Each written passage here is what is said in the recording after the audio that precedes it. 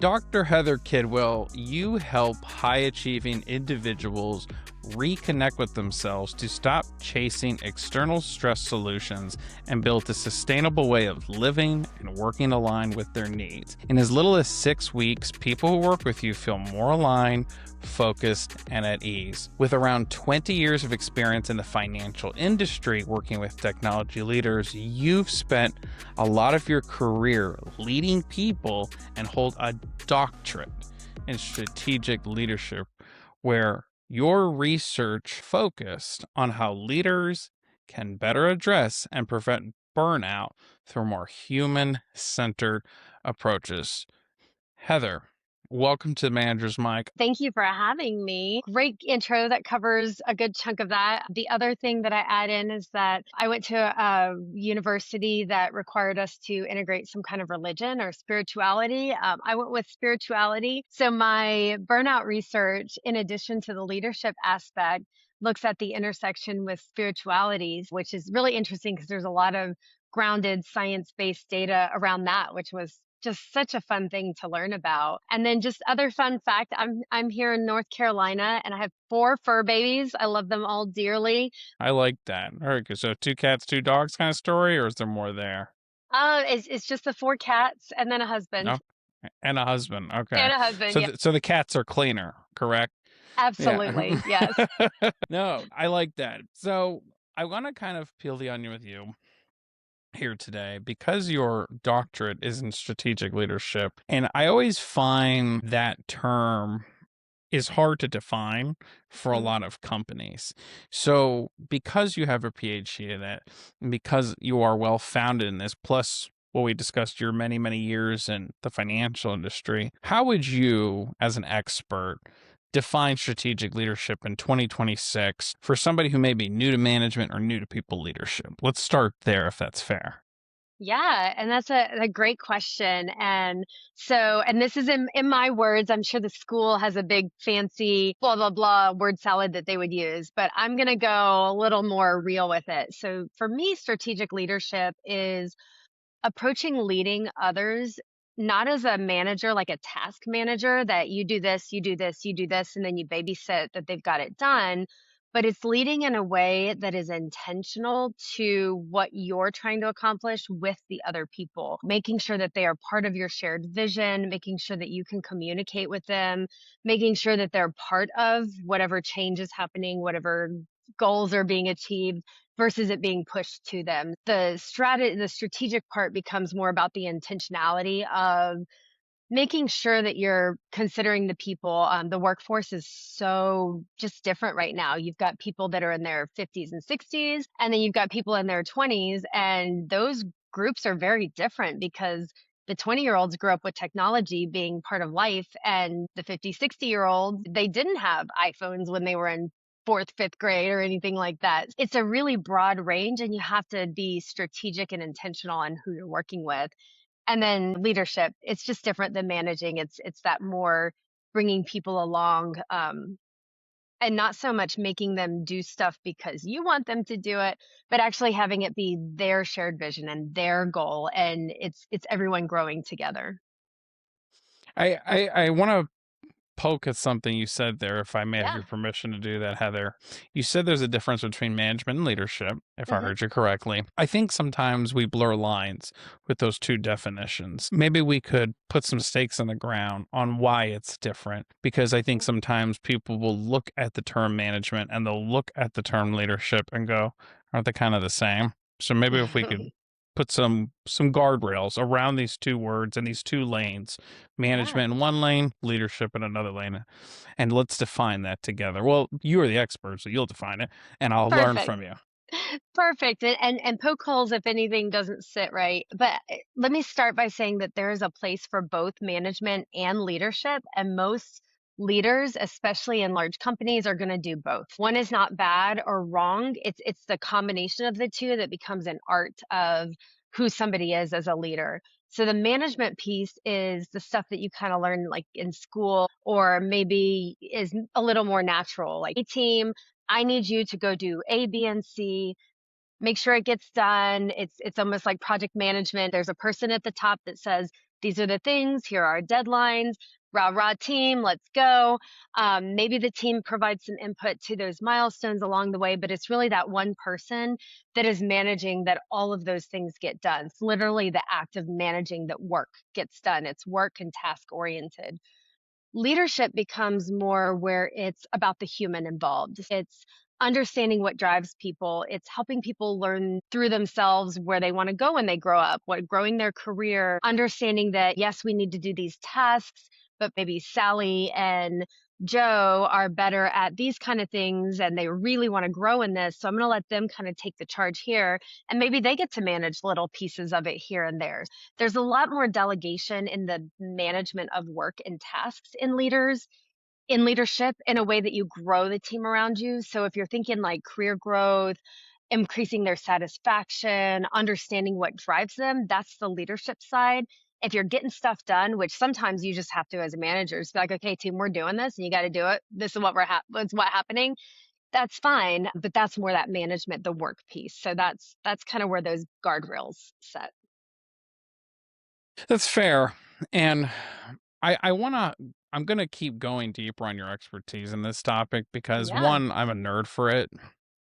And two, a lot of people don't know this about people who get a doctorate is that only 1% of the population actually ever achieve that, which is why this is very valuable for those who may be new to Heather or have never had an opportunity to conversate with her.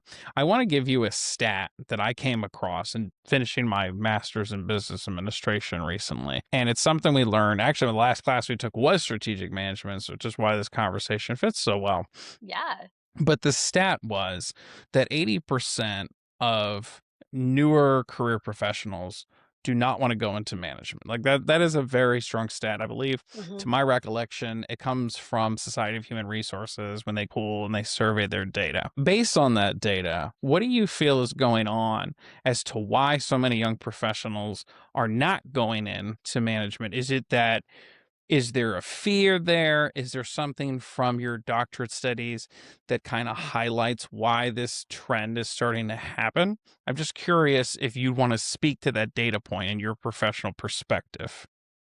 Absolutely. And so, not so much in my doctoral studies, but in my history in the corporate world, when I led organizations, I definitely had people that were high performers and they were like, we just want to do stuff. I just want to get my hands dirty. I want to dig in and do the work. And they just absolutely didn't want to go into management because they felt that there would be a disconnect because managers often you're managing, leading, you're not doing the project. So if I'm managing housework, actually, this is probably a pleasant example, but let's say that I love housework for some reason.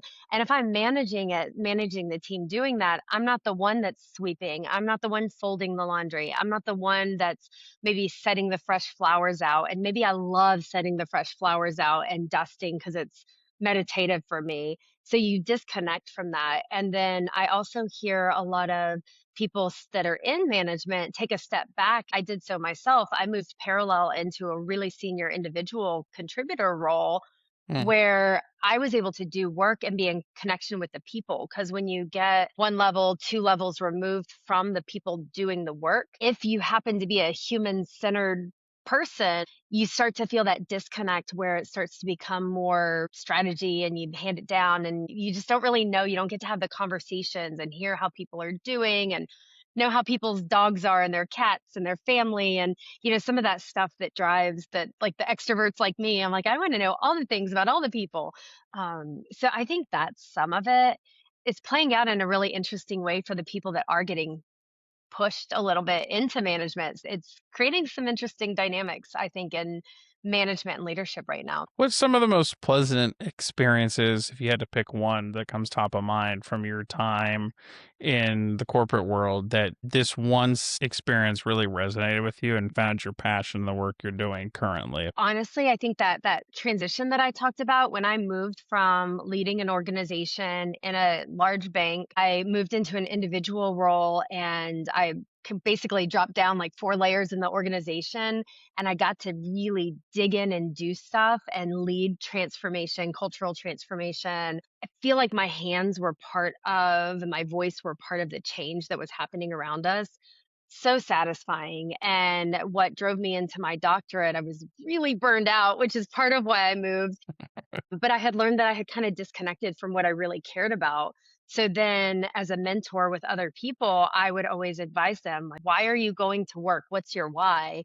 And reconnect to that. And if that's and if you can do that why in leadership, awesome, because, let's face it, to climb the ladder, to get the bigger dollars, you have to manage people. So if that's part of your strategy, eventually you tap out at the individual and you have to start managing people or go do your own thing. But I would say that reconnecting with myself and then mentoring others was really great. And that's really what triggered the whole doctoral journey for me. When you were managing people and helping people define their why, what were some common denominator things you heard that resonated with you? And what were some best answers to that question when people would define their why? Because I know sometimes I would ask that question and people, it seems to be somewhat general, is what I Hmm. experience. I wonder if you had a different perspective there or if there was, like, what's a good answer to that question?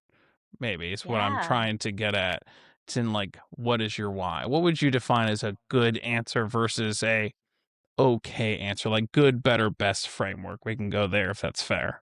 Yeah, perfect. So good, better, best. So good is you actually have something to answer. So, and you just say whatever it is. Yeah. Because some people don't have it, or like they're just like, I don't know, it's a paycheck. Maybe it is a paycheck. And if that's your why, no, not shaming or yucking anyone's yum. If that's your if that's what you're going to work for, do it, Yeah. own it. Better would be you've done a little bit of pause, you've done some exploration, you're thinking about what brings you joy outside of work and how can you honor that inside of work. Maybe you've done a little bit of digging into your personality. You've done like Gallup Strength Finders or Myers Briggs or one of those personality tools that gives you some insight on how you're naturally wired. And you've Mm, thought about it a minute. So that's better. The best answer in my book is really getting honest with yourself and just sitting down and saying, what do I really want to come to work for? And is this job something that I can do? Using myself as the example, I could have continued to lead that organization. We were doing big things. There were 6,000 people across it that were impacted by the decisions that I made. And was I good at it? I think so. Political savvy, not so much because I'm an open book, which it doesn't do good for like poker and politics. Not my strength because I give the yeah. answers away too easy. But when I was truly honest with myself and was like, okay, I made it on paper. Is this really what I want to do? The answer Mm, was no. And I was willing to make the changes to, reconnect with myself. But it took like a year of really insight, looking at those different tools. So the best answer is the one probably it's going to take some time, which I know nobody really likes to hear that. Everyone wants the answers right now. If you're inundated, you want something right now and you want like an AI, like get on an AI and let it thought buddy. Don't ask it what to tell you what to do because it's just another tool. But you could talk about like I really like drawing and flower arrangements and coloring and how can I do this at a large bank? And they're going to be like, "Oh, corporate events is the space for you." mm. Perfect. Tell me more, so you can dig in, without burning the whole village down and leaving Yeah. leaving life behind. I think it's interesting that you said you had to come down a few levels. I feel that there must have been a certain, and I'm gonna go a little deeper with you. And if you're not comfortable answering this question, you can push back. I don't want to make anybody ever uncomfortable, Heather, on Okay. this podcast or just in general. I feel if you have to come down levels in the career ladder, that is kind of a mentally hard transition. I'm sure there's like Mm. those internal thoughts. What was that present in that decision? Number one. And number two, if so, what justifications did you make to say, this will give me a more fulfilling life despite this? Kind of like when you weighed your options. I don't know if that weird Yeah. word salad made sense the way I worded it or if that confused you. I think so. I will say absolutely yes. There was a lot of tough choices involved. And the way I think you're asking, like, how did that show up and like, how did I navigate those? Is that Well, let's frame it like, so for example, I feel even though I gave you that data point earlier, that Hmm. 80% don't want to go, there's a 20% that says they do. The Hmm. rarity of people who want to level up, who want more, maybe competitive in nature. Yeah. And I feel there's a population of people here. I went down to a contributor role because I wanted to live a more career fulfilling life. Hmm. I would assume there are some mental challenges with that because statuses go down. Maybe. Like, this is just assumptions I'm making. You Yeah. can tell me now. Statuses go down. And like I was listening to a podcast, a woman-led podcast earlier today, and the woman, I forget her name, but she was saying like it's really hard for women in the workplace because they're the ones, when they have kids, their careers suffer. Yeah. And they have to they're the ones who typically take a step back. Not to get political, but I feel there is some stuff in the media that unfortunately feels like it's targeting women more than men. And I want to be very clear. I think you're a very strong, smart, professional woman. So to take steps back willingly, Hmm. I feel somebody who's ambitious would say, "Whoa, why would you do that? I wouldn't do that. But here's why you did it and why it was a good decision for somebody Hmm. who may be at that crossroads that you Yeah. were at when you made that decision." Now, does that make it a little more clarity the way I framed it, or is that weird? Yes. Okay. No, that makes sense. So, Yeah. so I hear two nuggets in there. So there's one, the internal, and then there's one, the external. I will say that internally, I had a lot of shame that I felt like I had made it on paper. I had an office with a window and I was up on the 14th floor and I had a team, all the things that when you're young going to school, you're like, yeah, someday I'm gonna this, and I wanted to lead. I really did. I was in that 20% that was like, I wanted to be the CTO of Disney. That was at one point my dream, which I'm glad that I didn't get there because I like Charlotte a lot. But I had big dreams. I really wanted to lead. And as I got there, I found that what leadership looked like wasn't really what I thought it was. It's almost like being a teacher. Like in the public school system, you don't get to hug the kids and be as Right. you have to be a little odd. And I was like, oh, well, I rather be individual so I can go in and ask the questions. How's your kids doing? But as a leader, if you're like, how are your kids doing? But then someone's like, oh, well, I'm pregnant. And then you're like, oh, well, now I've just asked a question and I have to make sure not to respond to this in a weird, it just inserts all this noise.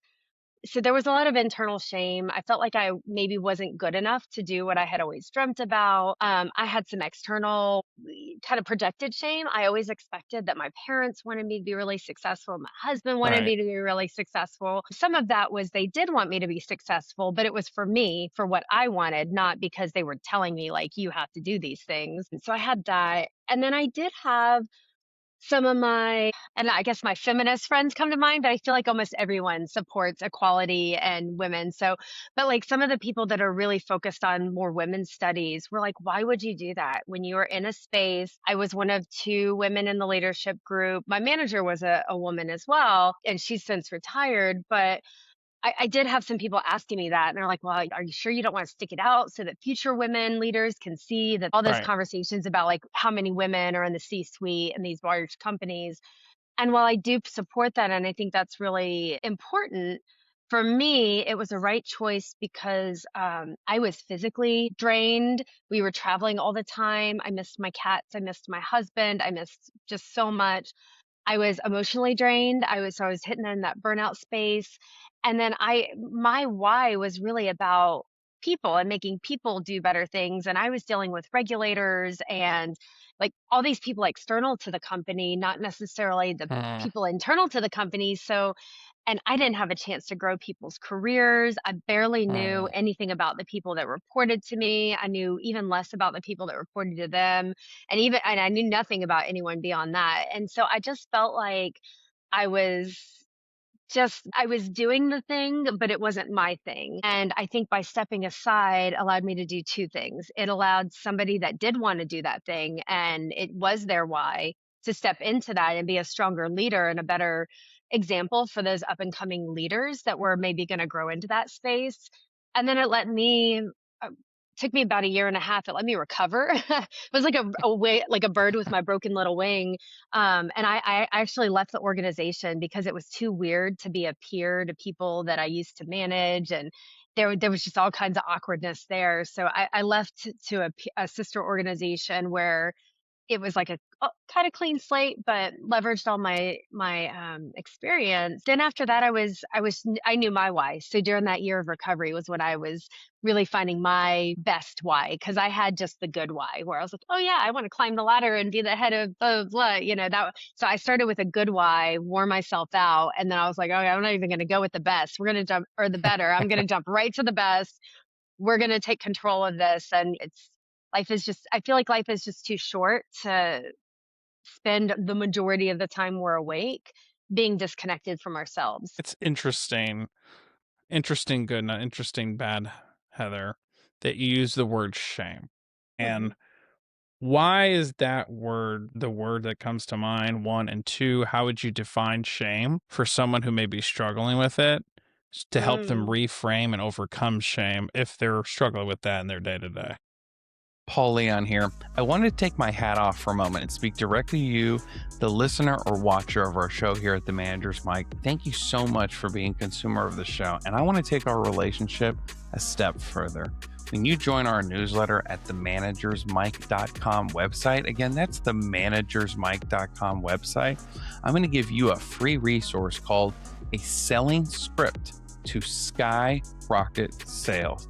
Thank you so much for being a listener and watcher of the show. And now back to the episode. Yeah. So, oh gosh. So, shame. Why is shame the first word that came to mind? I've never had anyone ask me that before, actually. I think because so for me, shame it's a mix of things for me. So if Webster dictionary lovers are out there, they might they might be like, that's not the technical definition. But when Yeah. I say it, I think it's a combination of guilt, feeling like you did something wrong, that then the shame comes in and says, well, you are wrong. Not did you do something wrong, but you, Heather, are wrong. And I felt like I was letting a lot of people down Mm, because of some of those projected expectations. I had all these things in my mind that I should do.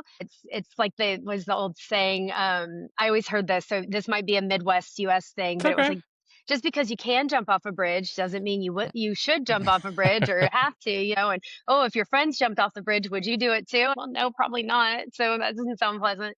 But I was doing all the should things instead of the really what made sense. And some of that's due, I think, to the US education system. We are really Mm, focused on where do you go starting in high school. It's where do you want to be when you grow up? Here's how true. you get into college. So, some of it is external programming, but I've always been a high drive. I always wanted the gold stars. I always wanted to finish my homework first. I wanted to win at Uno. I wanted to win at all the board games. So some of it's also internal. So when I say shame, it's more that I am wrong. I am probably doing the wrong thing. I'm letting people down. I am disappointing those who care about me. I'm probably going to regret this. And I am just a broken little human that I don't see that what I'm doing is wrong, but I'm going to do it anyways because I feel like it might be right. So for me, that's what shame is. If you could go back to Heather going through that challenging time and you could talk to her, but you can't tell that version of Heather it's you, and you can't Yeah. tell her that you're from the future, what Mm. would you need to hear to convince yourself that you don't necessarily need to feel shame and it's okay? So if I could go back, I would probably regurgitate a conversation that I was just fortunate enough to have that made me go ahead and just do it, even though I was struggling with that. I had somebody sit me down and she took me out to coffee. So I was away from the office and away from all the noise.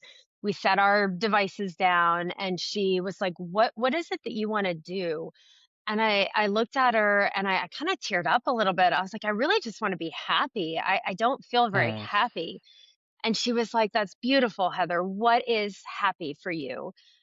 And I didn't know.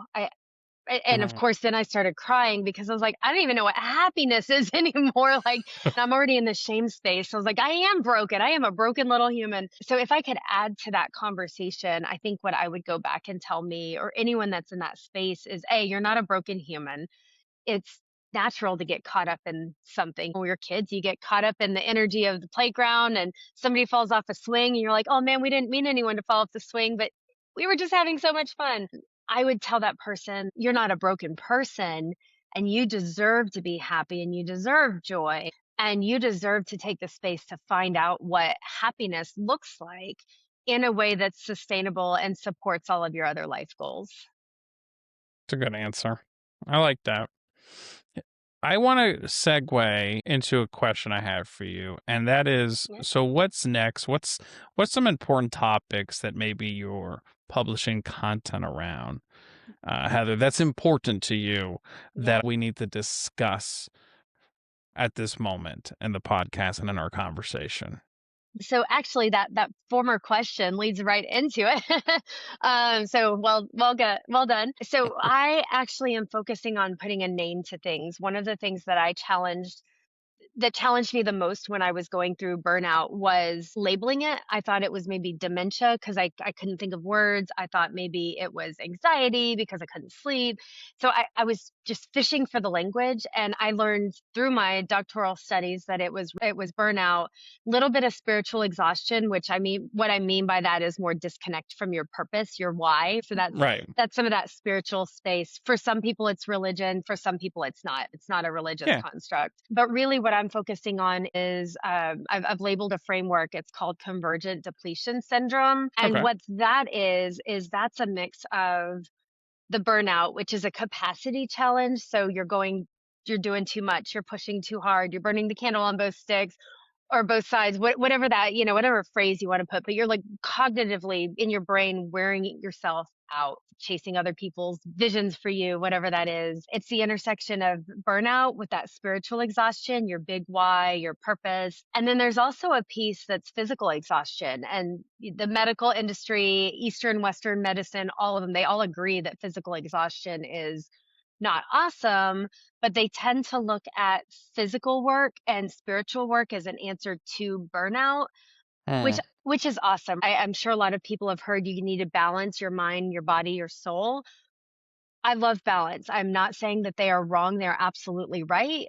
But if you're depleted, if your mind and your body are depleted and you're like, yes, let's balance, that's like looking at an empty cup to pour water into another empty cup and there's nothing there. So when two or goodness, all three of those combined, the Yeah. path out of healing looks very, very different than if you just have one or the other. So I'm working on that framework so that I can get it out there and hopefully get it the clinical attention that it really deserves because it's bigger than a bread box to dig into that. One might not be able to answer the other because maybe you're running on empty across all gauges and Yeah. that's okay. It happens. It's a thing. It's a very common thing.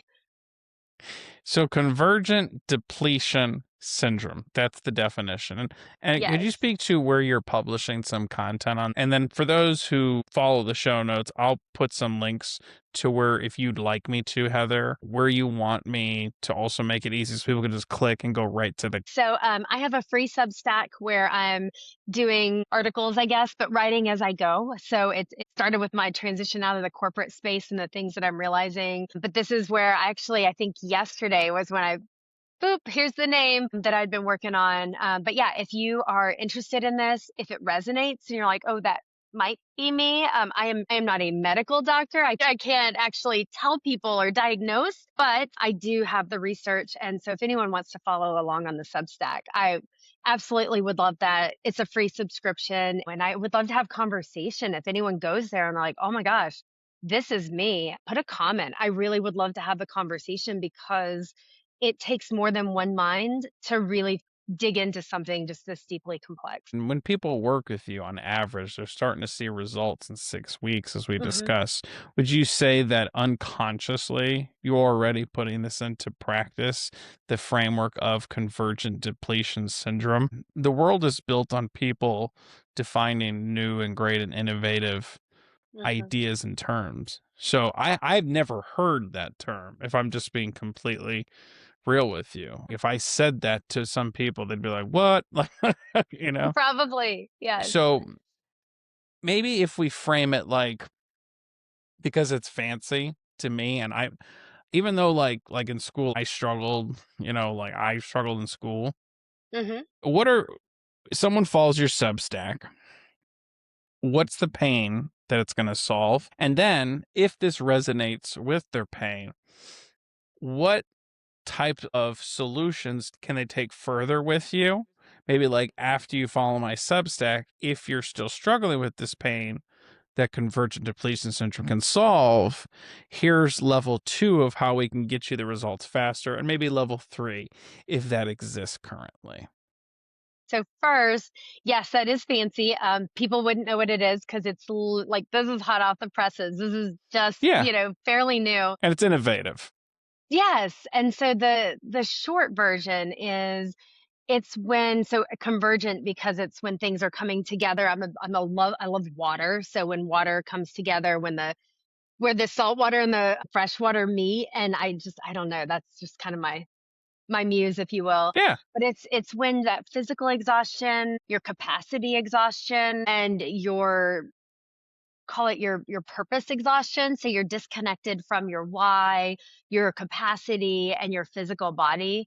When two or three of those things come together, that's when you start to get into the territory of this. And what I specifically mean by so your body, like your body's probably worn out, and it's that deep exhaustion that settles in that going on a vacation or just simply resting doesn't really hit. Like it's something much deeper than just like, oh, I just need a nap and I'll be good. That's not this. I have a 6-week program that people get to go through and they explore and I give them the language because again, I was lacking that. So I give them the language to express what's happening inside of them and then the mm, language to show, okay, here's what my ideal support bench looks like. It's maybe 20% of these Eastern modalities because I really need to ground into myself.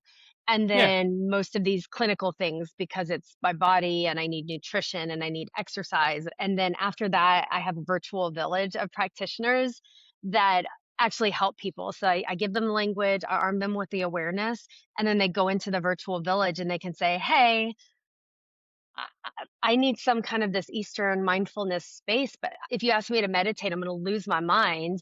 Who can have a right. conversation with me? And I've got practitioners that do all kinds of stuff in that space, and a therapist and a medical doctor. So they have the support because again, I think it takes more than one person to even dig into this.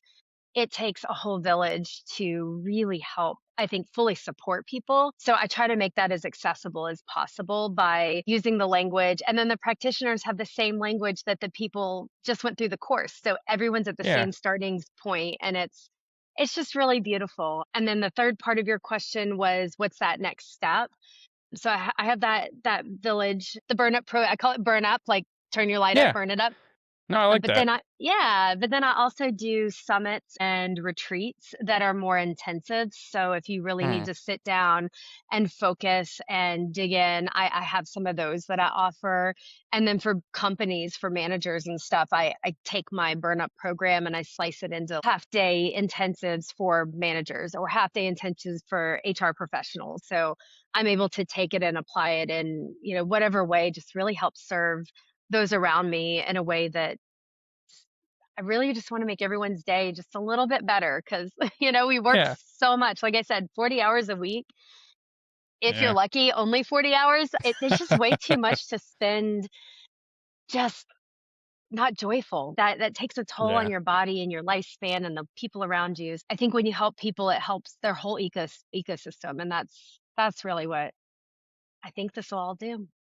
So your free tier Substack, and then you have half-day webinars to help them get the results further. We'll give them additional tools, Hmm. virtual assessment packages to help give them better work-life balance through your BurnUP program, which I actually like Hmm. that. It's very cool. Good name, by the way. Very Thank you. cool. We've covered a lot, I feel, Hmm. and it's very valuable. I just want to say thank you for your time. But what haven't we discussed Heather, that is important. We can pick from strategic leadership, we can pick from humanity and performative nature, which is also a Mhm. topic you specialize in, or we can go back to convergent depletion syndrome. What's an important question we haven't put on the table yet that we should ask now and peel the onion around together? The one thing we haven't really touched on is the performative nature of the corporate environments that we're in Okay. and how that leads into maybe pushing people into management versus leadership and some of that. Well, let's go there. All Let's right. define performative nature and what that means first, and then go deeper as far as down this rabbit hole we can go together. Yeah. So, performative nature, what I mean by that is everything centers around your performance or your output. So, think about in work, the more widgets you create, the more whatever you do, the more your manager is like, hey, good job. The more likely are you to get a raise, the better. If there's a bonus structure, it's probably tied to how many widgets you've created or whatever.